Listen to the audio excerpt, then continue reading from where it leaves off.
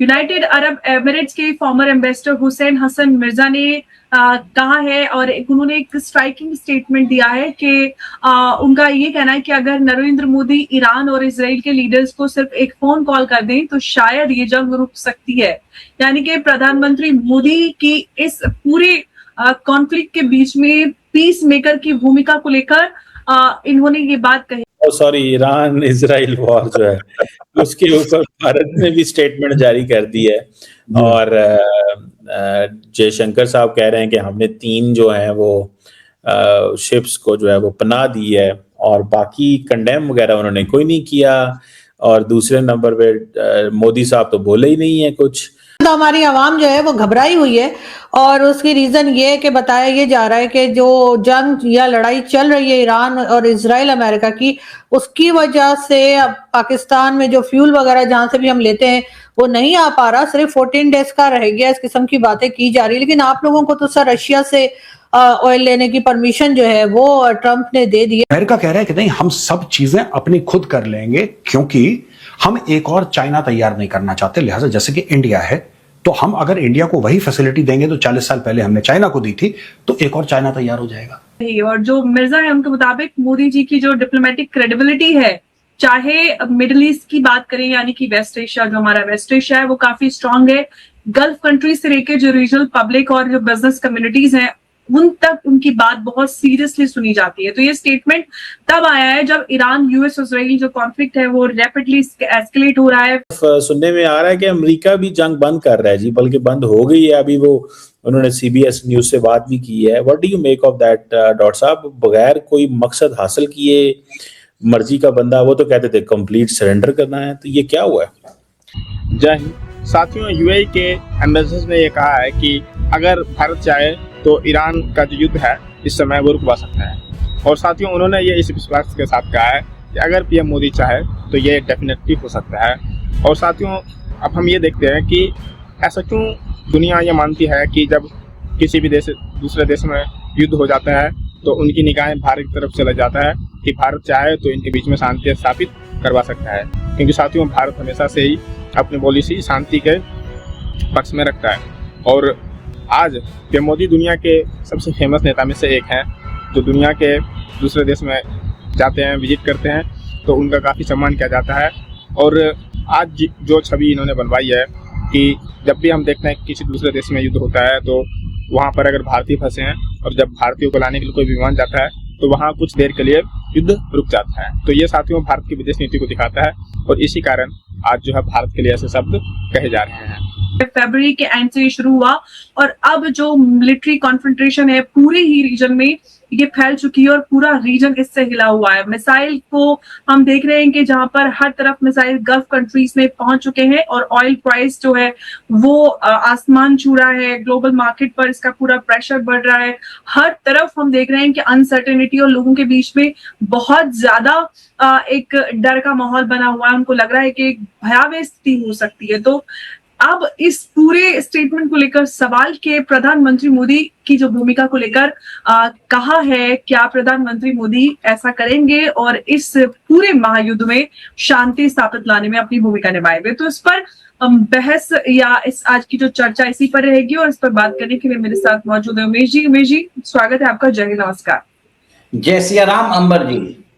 जय सिया राम उमेश जी। उमेश जी, जो ये स्टेटमेंट आया है, आपको लगता है कि क्या सच में एक डिप्लोमेटिक इंटरवेंशन से इस वॉर को रोका जा सकता है और वो भूमिका प्रधानमंत्री मोदी निभा सकते हैं?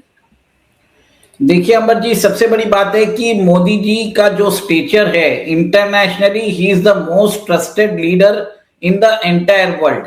G7 के समिट में माइक कार्नी ने उनको लास्ट मोमेंट पे बुलाया था और उनसे डर के डोनाल्ड ट्रंप भाग गए अपने देश पे।